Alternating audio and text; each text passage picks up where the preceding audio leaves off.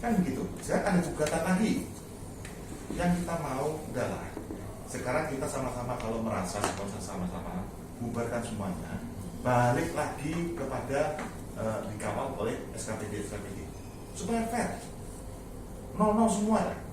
Kalau nanti dari pihak mereka mau ibaratnya mau jadi ketua pengurus PWS yang dimana sudah dikawal oleh SKPD, saya kasih. Itu aja. Karena kalau saya sampai sekarang gemuruh. Kalau nggak bilang nggak ada gemuruh, tidak gemuruh. Dengan kejadian minggu lalu sebenarnya saya sudah ngomong pada saat rapat di Sudin bahwa mereka meminta kunci pada saya masalah aula. Saya bilang bahwa kunci itu dipegang oleh warga karena ada kepentingan ibadah, ada Katolik, Protestan, ada kegiatan healing atau apa, ada kegiatan lagi Hindu, itu sehingga kunci tidak mungkin dikit-dikit kepada saya kasihkan kepada warga. Sehingga pada saat Bapak dari PPS ini minta kunci, saya kan dari warga udah rapat di Sudin itu sudah diberitahu. Begitu ditanya. Jadi mohon maaf, jadi Bu Meni bukan selalu ngomong bahwa saya selalu rapat sama Bu Meni selalu diberitahu. Pak Untung nggak punya hak untuk ngomong. Pak Untung nggak punya hak untuk ngomong. Saya selalu begitu kan. Sehingga saya jadi karena saya menghormati beliau. Tetapi makin lama di sini kok saya dijolimin. Ada kata-kata saya kena sanksi, saya tunggu sanksinya. Karena bukan apa-apa berarti saya sudah dirugikan. Saya harus mengambil tindakan hukum kalau saya dirugikan. Karena bagi saya ini sebenarnya bukan masalah. Yuk semua damai, kawal deh SKPD selesai. Gak usah otot-ototan saya yang punya kuasa, Karena SK P3 SRS itu adalah milik warga, bukan milik kelompok. Itu aja Pak. Terima kasih Pak. Siap. Begitu Pak. Terima kasih. Ada yang mau ingin menambahkan? Saya menambahkan Pak supaya klarifikasi ini kan, supaya tidak ada fitnah atau apa gitu.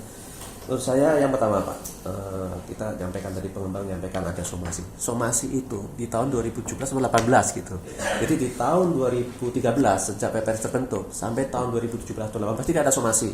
Pertama. Kemudian yang tidak ber-KTP. Kami KTP DKI Pak. Pada waktu Permenperan 15 tahun 2007 itu dimungkinkan menjadi pengurus adalah KTP DKI. Kalau sekarang Pergub 132 harus KTP domisili ya. Di situ.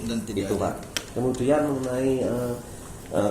mengenai Pak James dan sebagainya itu sudah dipetun Pak, walaupun NO. Tapi kan sebetulnya itu kan sudah jelas gitu loh. Itu. Kemudian mengenai kunci itu yang megang warga sama Pak Hutomo, yang megang Pak Hutomo. Pak Hutomo tanya Pak pengembang, pemilik bukan? Itu. Nama anaknya. Nama anaknya ya. Oh, itu ada informasi seperti itu. Yang kedua juga memang nggak dikasih ada surat pengacaranya. Ya, mengenai tadi sampaikan saya di tengah Pak posisi antara dinas dan pengembang. Di setiap rapat kita sudah 20 kali rapat, gitu. Pengembang ini selalu bicara Pak, bukan diam. Selalu hadir dan bicara. Jadi ini dari Jumat Pak, dari Jumat. Mohon maaf, saya Muslim, nggak mau saya ada fitnah apa. Ngomong terus Pak, itu videonya ada. Bapak kalau minta video kami itu beberapa kali itu. Jadi inilah Pak, makanya kita dorong supaya Jakarta lebih baik gitu. Jangan menimbulkan yang nggak jelas gitu. Kemudian apa yang tidak dikenal warganya siapa, sebutkan aja Pak warganya siapa, cek pemilik unit bukan warganya yang rusuh. Kebetulan kemarin itu tidak ada kerusuhan waktu Panmus, yang ada hanyalah foto pengacara saja yang ada gitu. Dan itu kami melakukan Panmus, ini ada WA-nya Pak. Kami melakukan Panmus di aula, itu ada undangan dari Pak Hutomo bahwa aula mau dipakai. Ternyata pada hari hanya aula itu nggak ada yang datang undangannya Pak Hutomo, tapi tetap dikunci. Gitu. Dan memang ada surat resminya dari penasihat hukumnya Pak Untung, dan memang itu tidak dikasih. Ya. Ada surat resminya ke dinas ini. Nah. Sebenarnya bukan nggak dikasih, ditanya Anda siapa? Anda PPRS mana SK-nya? Itu aja. Kalau juga SK-nya ada memang kasih kok. Oke Pak. Sekarang mengenai pengelolaan. Kalau pengembang ini kan hanya menjual unit saja. Setelah menjual unit sudah dapat uang dari orang, udah selesai, serahkan. Katakanlah PPRS-nya tidak berkata di situ. PPRS-nya mohon maaf nih Pak. PPRS-nya setan pun harus diserahkan. Karena itu undang-undang aturan di situ juga. Itu pertama itu. Kemudian mengenai pengelolaan, kita cek apa betul sih pengelolaan yang dilakukan oleh pengembang dalam ini SCP itu punya izin? Bapak silakan cek di PTSP. Saya yakin tidak ada izin. Itu namanya Pasti. apa? Ini ilegal semua Gitu. itu. Tolong Itulah nanti yang ini itulah masih yang ada. harusnya dibuka satu-satu supaya kita itu kalau mau bicara ke depan ya kita bicara aturan gitu.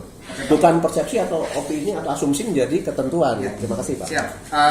Gitu Pak. Kalau misalnya kita akan bedah satu-satu pasti akan banyak. Ya. Iya. Semuanya pasti akan melakukan dimanapun pengalaman kita ya benar ya begitu dibedah satu-satu memang semuanya jadi rumit. Karena itu Ini makanya penolakan gedungnya. atas di Pergub yang baru kan selalu disampaikan utamanya yang baru ya Bu ya. Yang 133 revisinya itu disampaikan bahwa pelaku pembangunan juga harus melaporkan laporan keuangan yang audited ke warga. Iya. Dalam hal ini ke seluruh warga laporan keuangannya harus sudah disampaikan. Jadi saya juga tinggal di apartemen.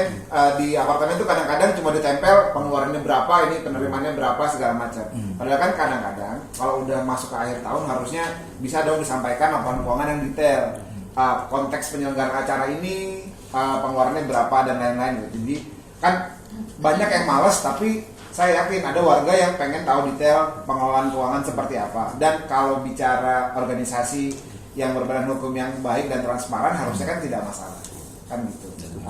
Sebentar Pak, supaya mengembalikan lagi ke kita rapat mediasi P3SRS. Nah kaitannya dengan implementasi Pergub 132 dan implementasi revisi jenis 133 sejauh ini berarti pihak yang bertanggung jawab menyelenggarakan sosialisasi Bu, pembentukan panmus itu ada di pihak siapa?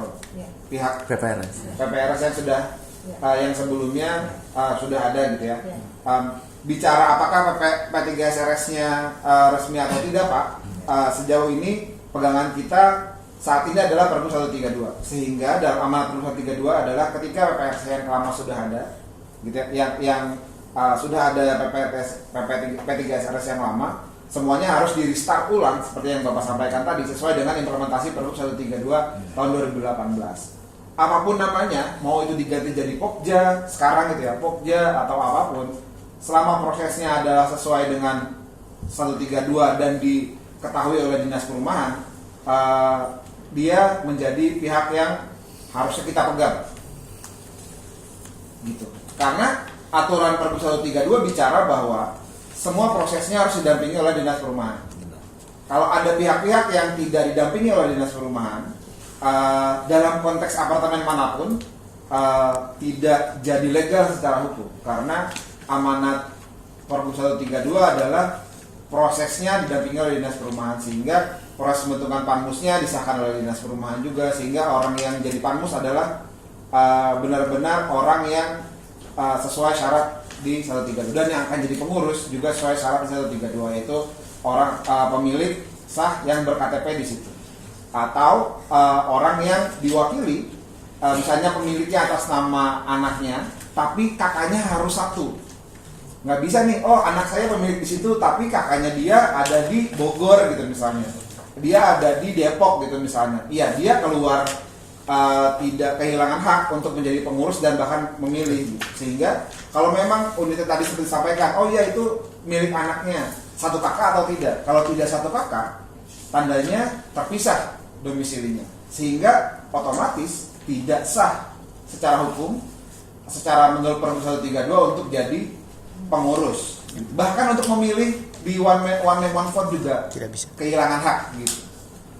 Gitu. Jadi sejauh ini yang sering Ibu dampingi udah jalan ya Bu ya? Posisinya sekarang sudah selesai membutuhkan panmus, sudah keluar nama panmusnya belum Bu? Sudah ada. Sudah ada. Ya. Betul. Jadi izin Pak Siap. Angga, saya mungkin menanggapi sedikit yang Pak Untung tadi sampaikan bahwa pembentukan P3SRS pertama itu pun didampingi oleh kementerian karena ini adalah rusunami Pak, rusunami rusun sederhana milik yang mendukung program pemerintah. 1000 Oleh tower karena itu, ya 1000 tower, Siap. program 1000 tower. Oleh karena itulah kementerian, sebenarnya saya belum duduk di situ ya Pak ya, saya jadi tidak tahu, saya bukan saksi hidup istilahnya. Tetapi informasi dari teman saya yang mendampingi itu memang Kementerian Ibu Soraya turun langsung gitu loh, untuk hadir mendampingi pembentukan P3SRS. Kalau tadi disampaikan bahwa bukan warga, bukan pemilik tidak berKTP, benar bahwa di Kemenpora itu memang harusnya berKTP. Tetapi mungkin kondisi saat itu saya juga tidak tahu di ADART-nya menggunakan kata diutamakan berdomisili di lokasi rusun. Mungkin Bapak bisa cek lagi ADART-nya banyak yang seperti itu periode-periode yang lalu. Oleh karena itulah banyak juga pengurus yang lain itu protes atas penggantian kata diutamakan ini. Oleh karena itulah maka Permen maupun Pergub 132 itu mengembalikan semuanya, haruslah dia pemilik, dia berKTP dan tinggal di situ. Sebetulnya implementasi Pergub ini adalah salah satu cara untuk mencari siapa pengurus yang memenuhi persyaratan tersebut, kan gitu kan Pak. Tetapi tahapan-tahapannya memang harus sesuai dengan Pergub. Makanya saya balik bertanya, apa keberatan warga yang tadi Bapak sampaikan? Bila mereka tidak setuju dengan pengurus, ya ikuti saja tahapan ini. Awalnya sudah ada Pokja, kenapa ada manuver-manuver lain gitu kan yang di luar daripada arahan daripada Dinas Perumahan? Karena terus terang Pokja tidak diatur di Pergub 132. Tetapi untuk mengakomodir daripada aspirasi mungkin yang dikoordinir oleh Pak Hutomo ini, oke lah kita pertemukan, mari laksanakan bersama-sama di bawah dampingan Dinas Perumahan dan sepengetahuan daripada pengurus, karena pengurus sudah memberikan delegasinya kepada Pokja ini. Namun ternyata karena manuver-manuver tadi yang mungkin dianggap melampaui kewenangan dan juga kami menilai seperti itu, oleh karena itu kami balik bertanya sebetulnya kenapa keberatan warga itu apa? Atau sekarang merupakan momen yang tepat untuk mencari figur-figur yang sesuai dengan persyaratan yang ada.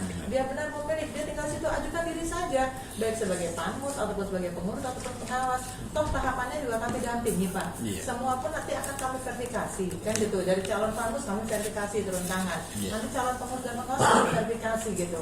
Jadi jangan seperti ini tiba-tiba kami diajukan surat permohonan pengesahan terhadap pengurus yang kami tidak ikuti gitu loh Pak.